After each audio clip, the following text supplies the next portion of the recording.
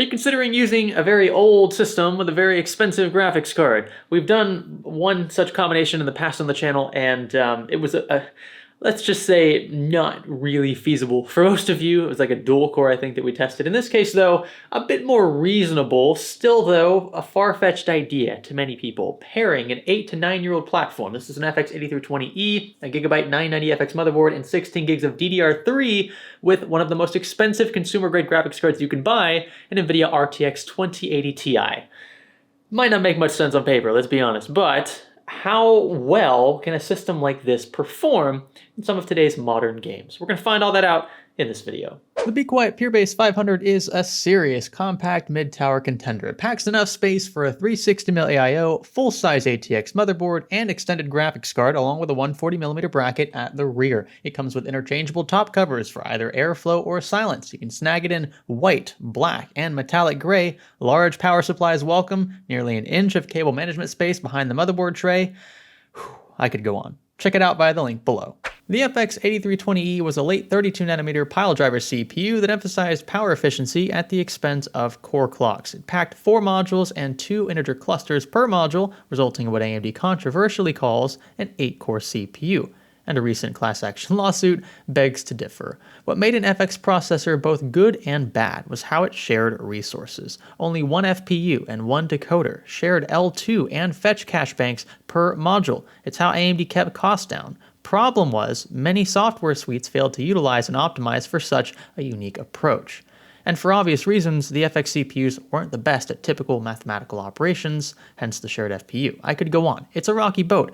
But one thing we can agree on, the 8320E wasn't the best single-core performer as seen here. In fact, even Cinebench often sees the 8000 series chips as 4-core 8-thread processors, if that tells you anything about how software was built to read hardware. And by pairing an RTX 2080 Ti with a rather dated platform, we'll be introducing a severe CPU bottleneck into the equation. Seems like a rational assumption, right? But what about the question of 4K gaming? If we place enough stress on the graphics card, will it matter what CPU we're running? And at that point, could we safely say that the 8320E is not a bottleneck under such conditions? That's essentially the purpose of this experiment. To test our claims, I ran the combo you're seeing here and compared it to a much newer AMD CPU, the Ryzen 7 3800X. This CPU rocks a real 8-core config, along with simultaneous multi-threading, giving us 16 logical threads in total. We'll be comparing 4K gameplay, with the exception of Ashes and 3D Mark Time Spy, which I suppose we can start with. Oh, and before I forget, remember, the 990FX is a DDR3 board, so 16 gigs of Crucial Ballistic Sport was used in the case of the 8320E, and 16 gigs of Trident Z DDR4 was used in the case of the 3800X. The 990FX is also a PCIe Gen 2 board, so we may run into a bandwidth bottleneck at the motherboard level. We'll see.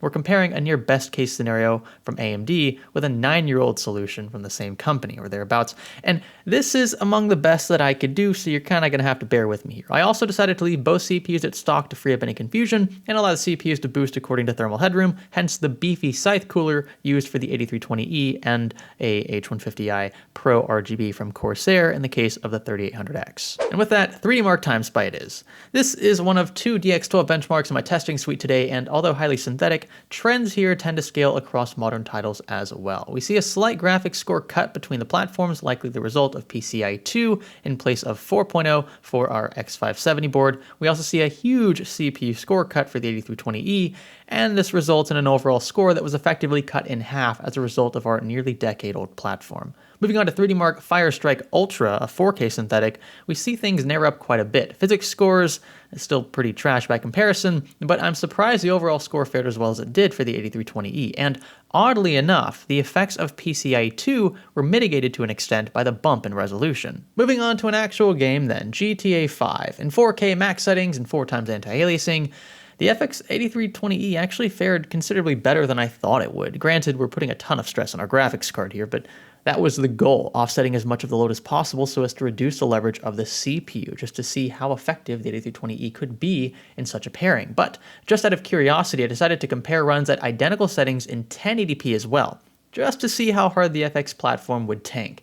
And tank it did. The delta across the board rose to around 50%, and CPU usage for the 8320E's case shot up dramatically. But hold on to your pants, you ain't seen nothing yet. Now we've got Assassin's Creed Odyssey. Newer title, very demanding, and a heavy CPU hitter. It shows even in 4K. 1% and 0.1% low suffered for the FX chip, while the 3800X retained respectable frame rates despite the graphical load. Shifting things to 1080p, however, and we see Piledriver crapping its pants. All 8 threads at one point or another pegged 100%, sometimes all at once. And this, ladies and gentlemen, is your classic case of CPU bottleneck. Not that anyone in his or her right mind would game in 1080p with a 2080 Ti, ray tracing aside, but you get the point. Not ideal. It shows in 4K, but it especially shows in lower resolutions where the CPU is required to keep up with the frame rate in question. Shadow of the Tomb Raider was even worse. In 4K, I saw stark differences in performance and playability. 1% and 0.1% lows suffered yet again, and the story intensified in lower resolutions. Whereas our lowest 0.1% of frames averaged around 80 FPS for the 3800X, the 8320E spit out an abominable 25.5.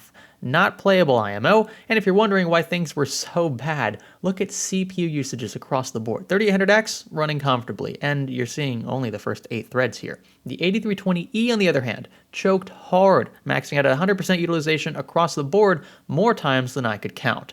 Definitely an uncomfortable experience. Last up, Ashes of the Singularity. And despite utilizing the GPU focus benchmark in DX11, CPU threads were still heavily utilized even in our 3800X's case in 1080p. This was the only game I tested that put pressure on Ryzen 7, but it makes sense. Often when multiple dynamic objects are in field of view, the CPU is forced to run heavy mathematical calculations simultaneously, while optimized games will take advantage of every thread at their disposal, and that's what we're seeing here. Bad news though, for the FX 8320E, which barely kept averages above 30 FPS. Again, 1080p with an RTX 2080 Ti, 30 FPS. So what can we conclude then? Well, pairing an FX processor with a $1,000 graphics card is a terrible idea. Oh, you don't say. Well, to be fair, I had no idea just how bad it would be, especially in 4K. It's a legit question, I get it. I knew 1080p would suffer, but I didn't expect 4K gameplay to be as bad as it was. GTA 5 was the notable exception, perhaps because it's an older title, but we still saw pretty sharp frame rate dips during the benchmark, and this was amplified elsewhere, especially in the case of Shadow of the Tomb Raider. Do I think it's a bad idea pairing such a cheap CPU with such an expensive GPU? I mean, yeah. But it's not the end of the world. In theory, you could build a $1,500 or so 2080 Ti system on the FX platform and pull frame rates similar to other $1,500 systems. But again, it's highly dependent on the title, and I'd still place my eggs in the basket of a system that is significantly better balanced, because this one definitely was not. With that said though, if you're still rocking an FX system, no shame, that's not what this video is intended to do. It can be a great platform for cheap if you play your cards right, but you need to give serious thought into upgrade paths later on.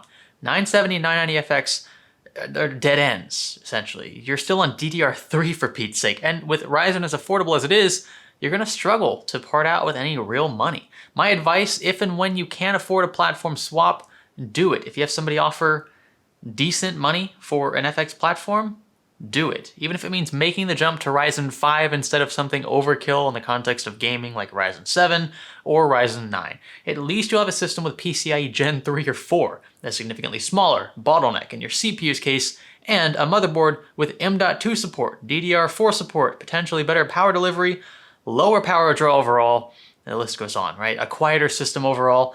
It's no secret that FX runs pretty hot. Granted, the Fuma 2 from Scythe kept things under 70 degrees throughout my testing, but ballers on budgets may want to use the stock coolers that come with FX processors, and we all know how loud those can be. To be clear, again, I am not on an FX CPU hating spree. I just don't recommend anyone go out of his or her way to buy into a dead-end platform, and that's exactly what this is. If you guys like this video, give it a thumbs up, I appreciate that. Consider subscribing if you haven't already, and I'll catch you in the next one. My name's Greg, thanks for learning with me.